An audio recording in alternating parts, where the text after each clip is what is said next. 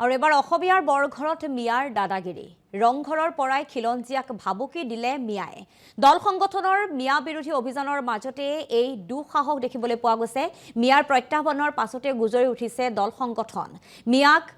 শীঘ্ৰে গ্ৰেপ্তাৰ কৰিবৰ বাবে দাবী উত্থাপন কৰিছে আৰু এই সন্দৰ্ভত শিৱসাগৰৰ পৰা ইৰছাদ উল্লাহৰ এক প্ৰতিবেদন আছে আগবঢ়াইছো এই শিৱসাগৰ থেকে বাকৰিত মই বৰ্তমান আছোঁ আৰু মোৰ লগত আছে জাতীয় সংগ্ৰামী সেনাৰ চিটু বৰুৱা তথা আহোম সেনাৰ আয়ুষ অঞ্জন গগৈ ইতিমধ্যে চিটু বৰুৱাৰ ওচৰলৈ আমি যাবলৈ চেষ্টা কৰিম চিটু বৰুৱা দীঘলীয়া সময় ধৰি আপোনালোকে মিয়াৰ সন্দৰ্ভত আপোনালোকে অভিযান আৰম্ভ কৰিছিলে কথাবিলাক ঠাণ্ডা হৈছিল আপোনালোকে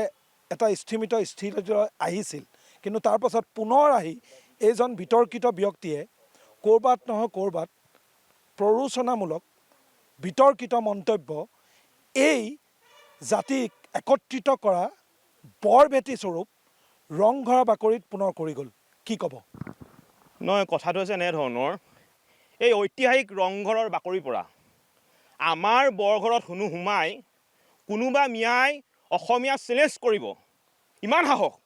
তাৰ ইমান সাহস গতিকে আমি মিয়াৰ বিৰুদ্ধে আমাৰ যিখন অভিযান আমাৰ চলি আছিলে এই অভিযানখন আজিৰ পৰা আৰু অধিক তীব্ৰত হ'ব আৰু আপোনালোকৰ সংবাদ মাধ্যমৰ জৰিয়তে আমি এটা কথা খুব স্পষ্টকৈ মুকলিকৈ কৈ দিব বিচাৰিছোঁ এতিয়া বাংলাদেশীৰ লগত প্ৰেমেৰে নহয় এতিয়া বাংলাদেশীক পিটন দি জাতি বচোৱাৰ সময় আৰু আমি মিয়াক পিটিম স্পষ্ট কথা মিয়াক পিতা হ'ব স্পষ্ট কথা পুনৰ কৈছোঁ মিয়াক পিতা হ'বই কিন্তু আৰু আমি মিয়াৰ বিৰুদ্ধে যিটো অভিযান চলাইছোঁ পুনৰ কৈছোঁ অভিযান আজিৰ তাৰিখৰ পৰা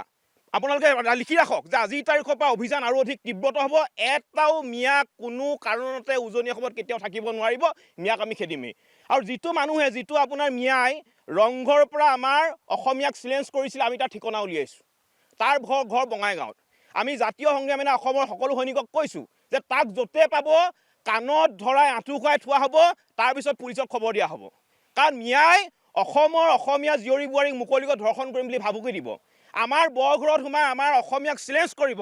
তাৰপিছতকে আমি মিয়াক চুমা খাম নেকি মিয়াক পিতা হ'ব স্পষ্ট কথা শুনি ল মিয়া তহঁতক পিতা হ'ব আমি দেশৰ কাৰণে মাৰিবলৈ আৰু মৰিবলৈ ভয় নকৰোঁ এইখন অসম হয় এইখন অসম কেৱল মাত্ৰ অসমীয়াৰ ইয়াত মিয়াৰ দপদপনি নিচিনা মিয়াৰ স্থান নাই মিয়াত বাংলাদেশত গৈ আপুনি দমহালি মাৰক কিন্তু অসমত নহ'ব অসমত যদি মিয়াই পুনৰবাৰ এই ধৰণৰ যদি দমহালি মাৰিবলৈ হয় মিয়াৰ পিঠি বহল কৰি দিয়া হ'ব আৰু যিবিলাক মানুহে অসমীয়া মানুহে মিয়াৰ হৈ উকালতি কৰিবলৈ আহিছে বা মিয়াৰ পক্ষ ল'ব প্ৰয়োজন সাপেক্ষে কিন্তু মিয়াৰ হৈ উকালতি কৰা মিয়াৰ দালালবিলাকক কিন্তু জাতীয় সংগ্ৰামী অসমে পিঠি বহল কৰি দিব কোনো কাৰণতে এই সংগ্ৰামখন কোনেও ৰুদ্ধ কৰিব নোৱাৰে আমাৰ সংগ্ৰাম চলি থাকিব উজনি অসম আমি মিয়া মুক্ত কৰিমেই আৰু এই ধৰণৰ যিবিলাক এই হুংকাৰবিলাক উফৰাই দিবলৈ আমাৰ 5 মিনিটো সময় নালাগে আমি উফৰাই দিম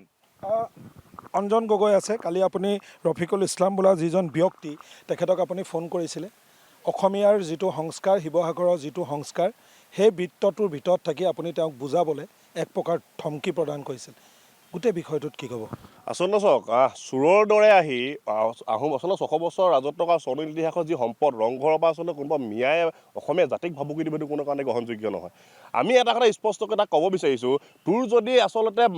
এই যি আচলতে কীট পতংগ কলিজা সেই কীট পতংগ কলিজালৈ দ্বিতীয়বাৰ তই শিৱসাগৰলৈ নাহিবি উজনি অসমলৈ নাহিবি উজনি অসমলৈ আহিলে তোক য'তেই পাব আমাৰ ল'ৰাইটো পিটিবই আৰু এতিয়া বৰ্তমান সময়ত এনেকুৱা যে সমগ্ৰ অসমীয়া যি আচলতে সচেতন ৰাইজে তাক পিটিব কাৰণ বাৰে প্ৰতি কোনোবা মিয়াই অসমীয়া জাতিক ভেঙুচালি কৰিব কোনোবা মিয়াই অসমীয়া জাতি হত্যাটোক লৈ প্ৰশ্ন কৰিব এইটো কোনো কাৰণে গ্ৰহণযোগ্য নহ'ব এটা কথা আমি স্পষ্ট কৈছোঁ কালি মই তাক যেতিয়া ফোন কৰিছিলোঁ সি লাষ্টত যিদৰে আচলতে ভয় খাই যি আচলতে সি যিদৰে